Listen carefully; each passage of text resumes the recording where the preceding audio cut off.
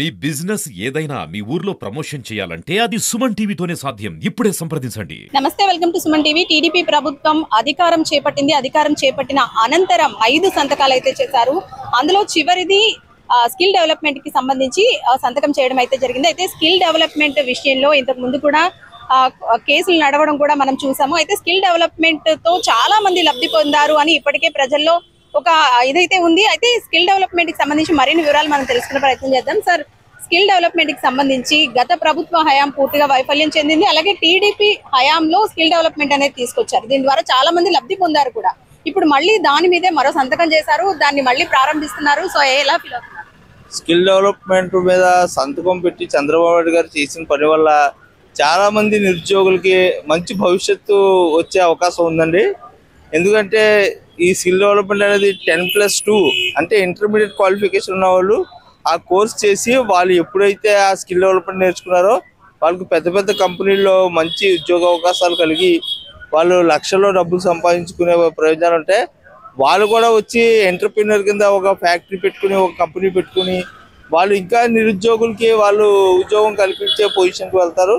దీనివల్ల మన రాష్ట్రంలో నిరుద్యోగం అనేది ఉండకపోవచ్చు, శాశ్వతంగా ఉండకుండా ప్రతి పాస్అవుట్ క్యాండిడేటు కంపెనీలో లేకపోతే ఏదో ఫ్యాక్టరీలో వాడు వెళ్ళి వాడు జీవితం చక్కబెట్టుకున్నట్టు మంచి ప్రయోజనాలు కలుగుతాయండి. దానివల్ల రాష్ట్రానికి కూడా మంచి అభివృద్ధి కలుగుతుందని చెప్పి చంద్రబాబు నాయుడు గారు తీసుకున్న ఈ నిర్ణయానికి మేము చాలా హర్షిస్తున్నాం. దానివల్ల మా యువతకి అందరికీ నిరుద్యోగం అనేది లేకుండా ప్రతి ఒక్కరు మంచి భవిష్యత్తులో మంచి దారిలో వెళ్తారని చెప్పి మేము ఆశిస్తున్నాం అండి. స్కిల్ డెవలప్మెంట్ తో చాలా మంది లబ్ధి పొందారు.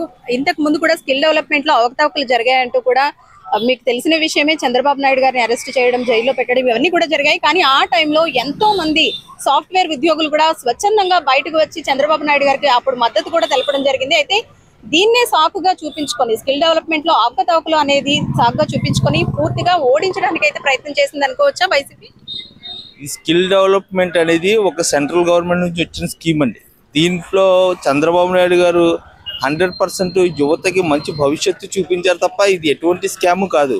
ఇది ఓన్లీ పొలిటికల్ వాళ్ళు స్ట్రాటజీ పెంచుకొని చంద్రబాబు నాయుడు గారిని ఏదోలాగా హెరాస్ చేయాలని ఒక కుట్ర పని చేసిన కారణం తప్ప స్కిల్ డెవలప్మెంట్ వల్ల అందరికీ ప్రయోజనం కలిగింది. దానివల్లే యువత అంతా అందులో డెవలప్ అయ్యి అందులో లబ్ధి పొందిన వాళ్ళంతా బయటికి వచ్చి వాళ్ళు నిరసన వ్యక్తం చేసి చంద్రబాబు నాయుడు గారిని సపోర్ట్ చేసి అదే కారణం వల్ల ఈవేళ జగన్మోహన్ రెడ్డి గారు ఇంత నీచంగా ఆయన ఓడిపోవడానికి జరిగిన కారణం అదేనండి. ఎందుకంటే ఒక డెవలప్మెంట్ జరిగిందని ఒప్పుకోవాలి మనం. దాన్ని మనం వ్యతిరేకంగా చూపించి మనం ఎప్పుడైతే చేస్తామో దాని ప్రభావం ఇలాగే ఉంటుందని చెప్పి నిరుద్యోగులు దానివల్ల లబ్ధి పొందిన వాళ్ళు కూడా బయటకు వచ్చి వాళ్ళు చూపించి వాళ్ళు చేసిన నిరసనల వల్లే ఈవేళ వైసీపీ గవర్నమెంట్ పడిపోవడం జరిగింది. చంద్రబాబు నాయుడు గారికి ఇంత భారీ మెజారిటీలో పట్టుకట్టడం జరిగిందండి. అంటే స్కిల్ డెవలప్మెంట్ కేసులో ఇరికిద్దాం అనుకుని తామే ఇరుక్కుపోయిన పరిస్థితి అంటారా? కంపల్సరీగా మీరు చెప్పింది 100% అండి. అలాగా ఆయనకి ఇరికిద్దామని అనుకున్నారు కానీ అది తిరిగి ఆయనకి ఎవరు తీసిన గోత్రం వాళ్ళే పడతారన్న సామెతకి ఇది ఒక నిదర్శనం అండి.